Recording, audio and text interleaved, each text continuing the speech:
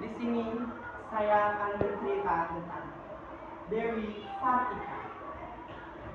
Dewi Sartika lahir pada tanggal 4 Desember tahun 1880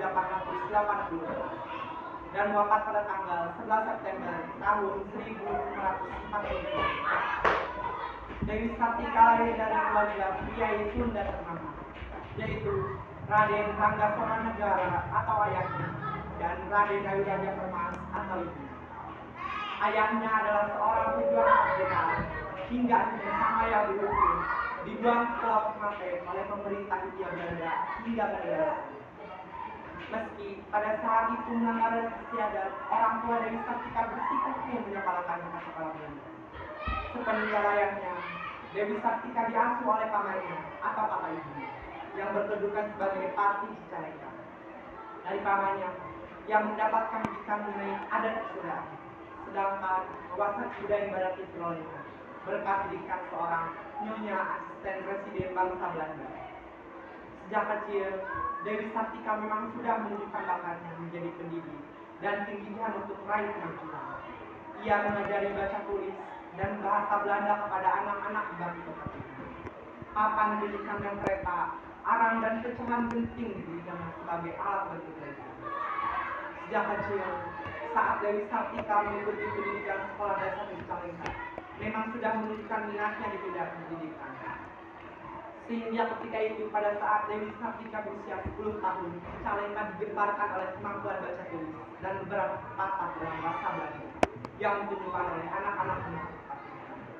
Dewi Sartika berpikir agar anak-anak perempuan di sekitarnya bisa memperoleh pengetahuan. Maka ia berjuang mendirikan sebuah sekolah di Bandung, Jawa Barat. Perjuangannya untuk mendirikan sekolah tidak sia-sia. Ia dibantu oleh kakeknya yang bernama Raden Adipati Arya Martanegara dan Den Harmer yang menjabat sebagai inspektur kantor pengajaran arsitektur. Pada tahun 1904, ia berhasil mendirikan sebuah sekolah yang dinamai Sekolah Istri. Sekolah tersebut hanya memiliki 2 kelas sehingga tidak cukup untuk menampung sekolah. Maka untuk ruang belajar, ia harus meminjam sebagian ruang ke bagian Bandung.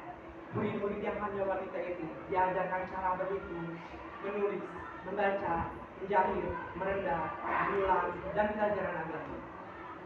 Dewi Sartika berusaha keras agar mendidik anak-anak gadis agar telah menjadi ibu rumah tangga yang baik, mandiri, luwes, dan terampil.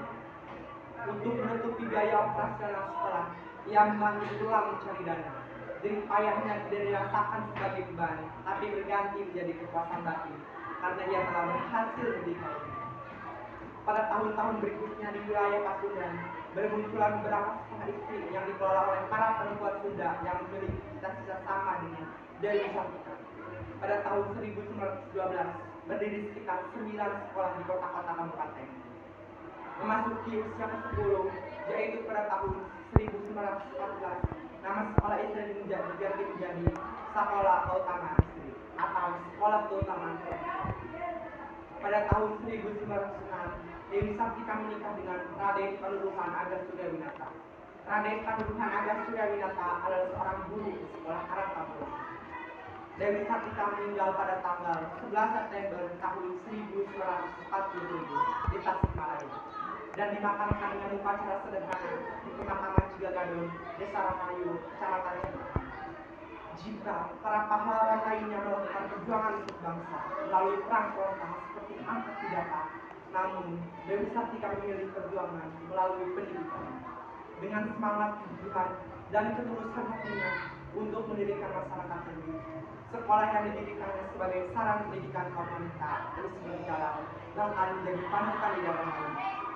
Ia diakui sebagai pahlawan nasional oleh pemerintah Indonesia pada tahun 1960.